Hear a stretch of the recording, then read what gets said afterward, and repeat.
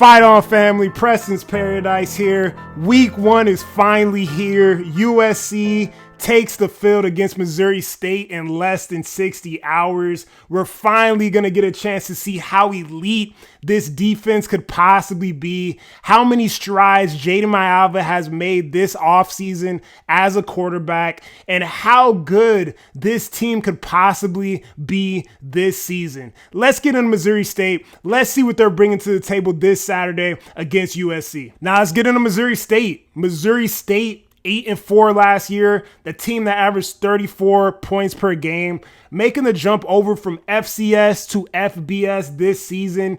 And they're jumping over from a conference in the Missouri Valley Conference that is widely considered as the SEC of the FCS, right? With those teams like North Dakota State University, with those teams like South Dakota State University. Now, when Missouri State went up against those teams, they lost, and they lost badly. 59-21 to North Dakota State, 45-9 to South Dakota State. So did not compete against the elite level teams at the FCS level, right? This is a pro-style offense. The offensive coordinator is actually the son of Bobby Petrino, widely known successful ball coach, was the coach at Louisville for a while, Nick Petrino. So this is a pro-style offense. They like to get the ball to their playmakers. They like to get the ball to their slot receivers that are usually like the star of these offenses. Like to run it a little bit, but really like to push the ball all around the field. And that starts with the quarterback, Jacob Clark. Now, Jacob Clark is a real deal quarterback that can hurt you if you give him the opportunity to. Jacob Clark, over 3,600 yards passing last season, nearly 70% completion rating, 26 touchdowns, 6 interceptions last season, right? This is a guy that's also a pretty good athlete, right? Can get out, can run. He's about 6'4", 224 pounds. So big, strong, athletic quarterback that can do damage if you give him time. Now, I don't think that's going to be a problem for the USC defense because their offensive line is not a good one. It's really an offensive line that is really in shambles. And the defensive line of USC, if it is what I think it's going to be this season, we've heard a lot of people talk about how successful and how elite this defense is going to be this upcoming season. We saw the jump last season, averaging, allowing 10 less points per game at the FBS level under Denton Lynn. If this is what I think it's going to be for this season with this USC defense, we should have no problem containing Jacob Clark in this offense. You got a running back in Shamari Lawrence that should be the starter coming into this game. A couple wide receivers, James Blackstrain, 24 receptions, 3 touchdowns last season. Jamarie Robinson as well with 38 receptions and 4 touchdowns this season. They lost one of their premier kind of receivers in general, the guy that had the most receiving touchdowns for them last season. Their tight end Lance Mason had 6 touchdowns last season, nearly 600 yards receiving. They did a great job again, the tight end involved in their offense last year. I'm not really sure if it was just him as a talent or this offense is going to continue to try to find the tight end. They got a young tight end in Jackson Cole at 6'5", 235 pounds. That could be kind of the next second coming of that cat in terms of like a tight end weapon through the receiving game. So look for that. As far as what they got on defense, defensively, they're running a 4-3, 4 down linemen. They got some iffy linebackers. A notable name is Kanye Young at the linebacker spot. They got a deep, very deep and long, rangy defensive back and safety room, though. That, is really led by J.J. O'Neal back there as far as the safety room. Defensive linemen.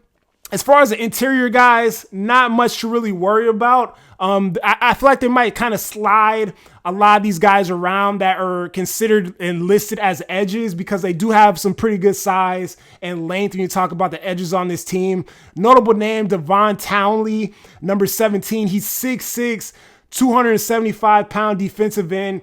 Hasn't really been able to take off as a collegiate football player. He is a former 4-star recruit, right, that was at Penn State, but was really just never able to really get his feet under him as a college football player, but obviously has all the tools at 6'6", 270 pounds. Number 17 here at the defensive end spot. So watch out for him. Also watch out for number 7, DJ Wesolak at the edge spot. He was at Oregon State. He's a 6'4", 255-pound edge. As well as Caden West. Caden West, number 30, had 2.5 sacks last season, as well as 2 forced fumbles. And these guys got nothing to lose, man. That's the thing about going up against a team like this, right? I saw Connor Morissette, USC beat reporter, tweet about it last night. He said, their coach came out and said his team has 0 to lose against USC in the Coliseum.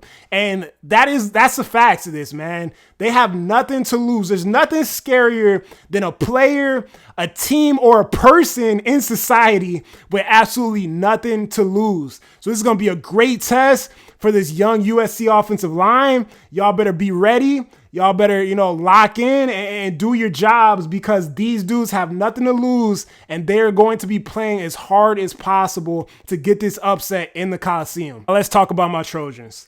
Take away the depth excuses from last year. Take away the top-end talent excuses from last year.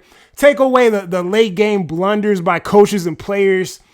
The reason why USC ended up 7-6 is because they failed to execute and focus when they needed to during the winning time. And it snowballed week in, week out. This team just got on a bad roll and could not finish games, right? And that was odd, because the first week of the season, we saw a team that competed in winning time, did exactly what they needed to do to win that game against LSU in winning time, and made all the plays necessary to win the game. The coaches made the right play calls to win the game as well, right? So it was interesting, right? Now, we're here, 2025, high expectations. I have this team being a 10-2 team, 9-3 is my floor for this team. And I'm taking the optimistic approach. I think this team has not even gotten 3 to 5% better. I think this team has gotten at least 10% better overall, right? I think you have a more complimentary quarterback when you talk about Maeva and the things that Lincoln Riley likes to do as a play caller. I think the depth and the talent of the defense has risen tenfold. I think it is at a very high level. You got, very natural pass rushers coming in. Talk about like the elevation of a guy like Cam Fountain, the elevation of a guy like Braylon Shelby, even some of these young cats like Gus Cardova, Jakeem Stewart. The linebacker play, Elijah Newby back in the fold. Obviously, Eric Gentry, Desmond Stevens has we saw him late in the season become a playmaker for this defense when everybody went down. I feel like if USC is a good team, then this game should not be an issue at all. And we got to show the country that we're not playing in this game, man. We need to win it and win it decisively. And winning decisively, winning when it's hard, when you got to push through things, is what I saw from this team late last season, right? Talked about it in my rant a few weeks ago. Those late wins against UCLA, that comeback against Texas A&M, the win against Nebraska, battling back from turnovers. This team is going to show us a lot on Saturday, right? Now, I started off the video talking about, we're going to see how elite this defense is, how many strides Jaden Maava has made as a quarterback. We're going to see that against better competition, to be fair, right? But we're going to see how they handle a team like Missouri State. Does Jaden Maava turn the ball over? If he turns the ball over, that is going to be a scary sight for me. I do not want to see any turnovers. I want to see decisive, precise decision-making, control the offense. These elite receivers, Lemonade, y'all better perform like Lemonade, right? See the ball in your hands. Catch the ball. You know what I'm saying? Catch it and go. Don't go before the ball's in your hands, right? Take care of the ball. This running back room, a lot of these guys I haven't seen. A couple of these guys are new in the program. We talk about Waymo Jordan, talk about Eli Sanders, B-Jack, we've seen him. I expect a lot from B-Jack. Take care of the ball, running backs, right? Yards after contact from the running backs, right? The offensive line, blocking, not allowing sacks, not allowing pressure.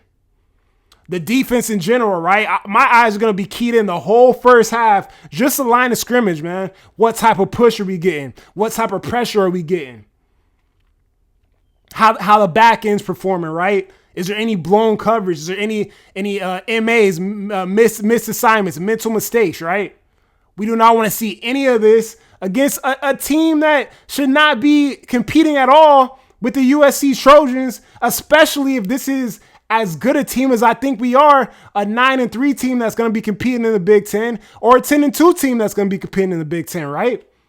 So what I'm looking for is intensity, focus, and to finish this game, right? We've all talked about the past 3 years, even when Caleb was here, the lack of being able to finish games, right? Tulane, that game against Colorado, a bunch of these games over the past 3-4 years, really since Lincoln Riley's been here, not able to finish the games, right? Obviously, we didn't have a real DC in, and we saw the fight that we saw last season, but the ability to finish games that I saw last season, obviously Notre Dame was an outlier there, but I think they were a little more talented than we were last season, definitely.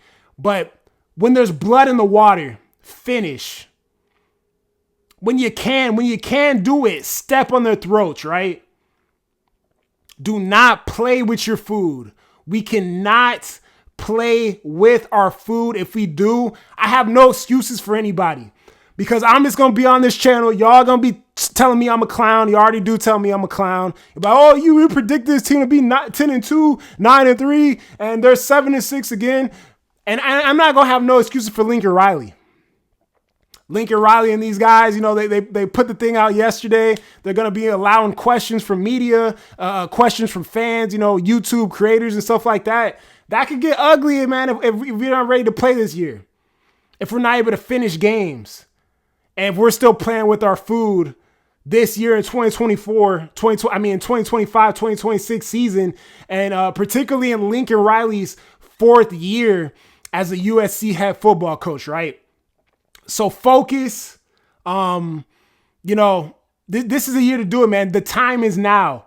Link, you ain't got to worry about NIL. You ain't got to worry about recruiting. We got Chad Bowden in here. His boy taking care of business. We got the most elite and best staff in the country.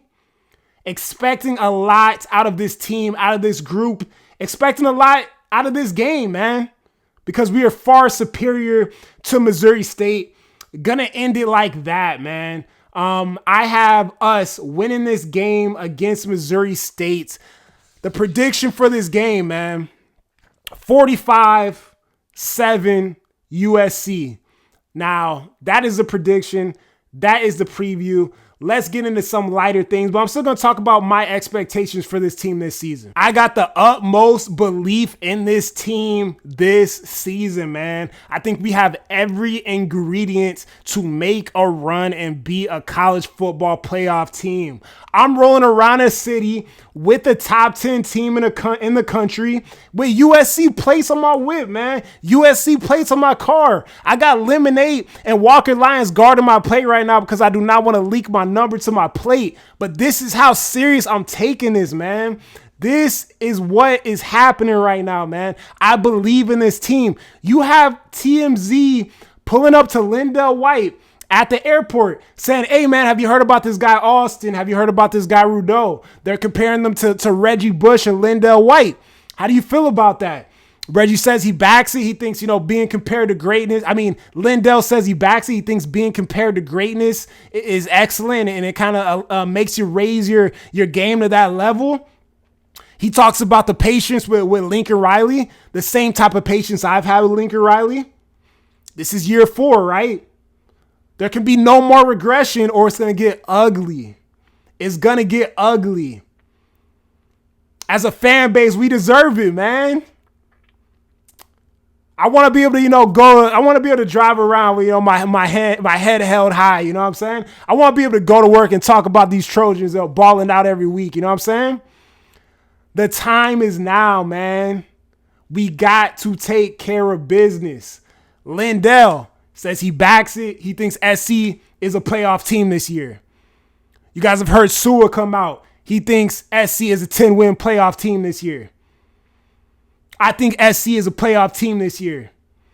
Even guys outside the program, got SEC guys, former SEC players that believe in this program this year.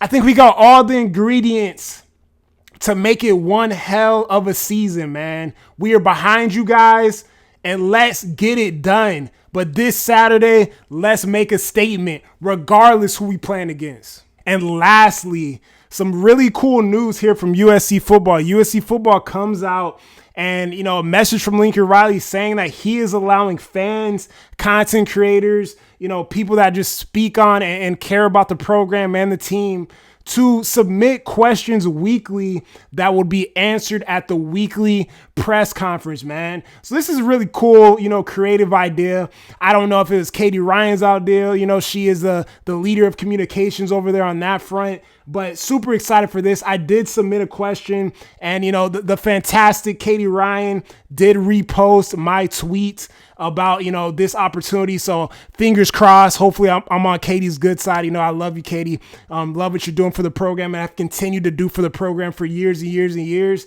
And very excited about what USC has going on, and the opportunity to get some of our questions answered.